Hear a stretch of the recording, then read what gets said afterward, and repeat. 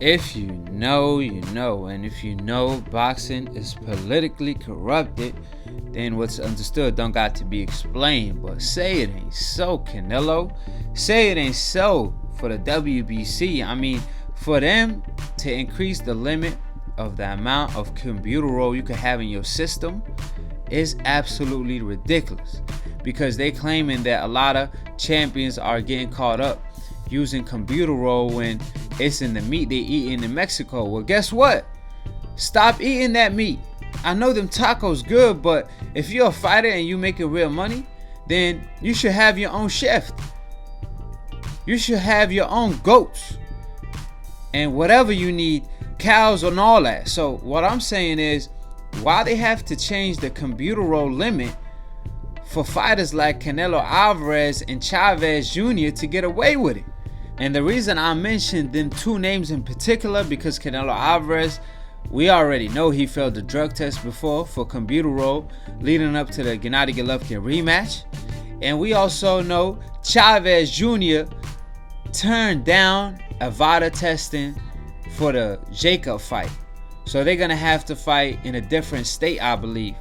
So why is the WBC helping fighters like Chavez Jr. and Canelo Alvarez get away with using this stuff? Because who else is eating contaminated meat other than Canelo, Chavez Jr., and all these Mexican fighters that fight or live in Mexico? I mean, keep in mind, Canelo Alvarez signed a record deal for $360 million. He went to buy sneakers, I believe like 4 sneakers and a hoodie for $20,000. You think he can't get clean cows without any Clenbuterol injected in them? He absolutely can. He could buy a whole farm. So for the WBC to increase the limit of the Clenbuterol fighters can have in their system is absolutely ridiculous. And we already know that only benefits Mexican fighters, because that's the only place you're gonna find contaminated meat. And we all know in the past, Vargas refused and turned down a VADA test leading up to the Saddam Ali fight. And we know now Chavez Jr. turned down a VADA test, and he actually didn't allow the people that came to test him to do so and do their job, and he kicked them out because apparently he has something in his system. And what the zone is gonna do, they chose to move the fight to a different state to allow that fight to happen. Don't that sound so ridiculous and so unacceptable? However, that's the corruption that's going on in the sport today. And what the WBC choose to do is to increase the limit for the Clenbuterol that you can have in your system. Keep in mind, like I said, Salido versus Martinez, that fight in particular, I believe, or somebody that Salido fought, they also got tested positive for Clenbuterol, and they allowed that fight to go on. Morales, when he fought Danny Garcia, they allowed that fight to go on. So where is the limit? First, it was the franchise title to avoid these fighters from the coincidental list, and now they increased the Clenbuterol limit. How about y'all give contaminated meat to all these fighters? If y'all gonna do that, let all these fighters eat.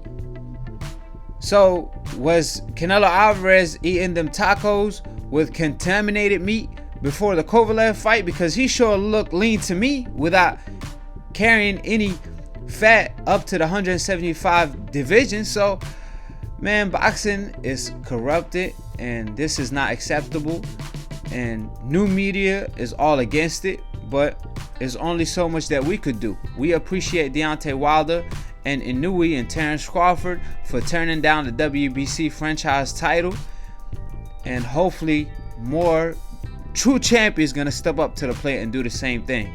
So that being said, drop your comments on the WBC increasing the limit for the Clenbuterol a fighter could have in his system, because contaminated meat is all over Mexico City, so they don't want to treat these fighters unjustly that live in Mexico. However, what they are really doing is treating the sport of boxing as a whole without any justice, because if they really cared about the sport of boxing and the health of the fighters, then they wouldn't make such a ruling or increase the amount of Clenbuterol a fighter could have in his system, because unless you're doing that for all fighters and giving them this special meat, then it's not fair. Because while one fighter is taking bites from that forbidden fruit, and that's all you really need against a fighter that's clean, it's just not fair. It's not fair for the fans, it's not fair for the fighters, more importantly, and it's not fair for the fans that's actually betting on the fight, because one fighter is semi-cheating and being allowed to, and another fighter is being clean all the way. So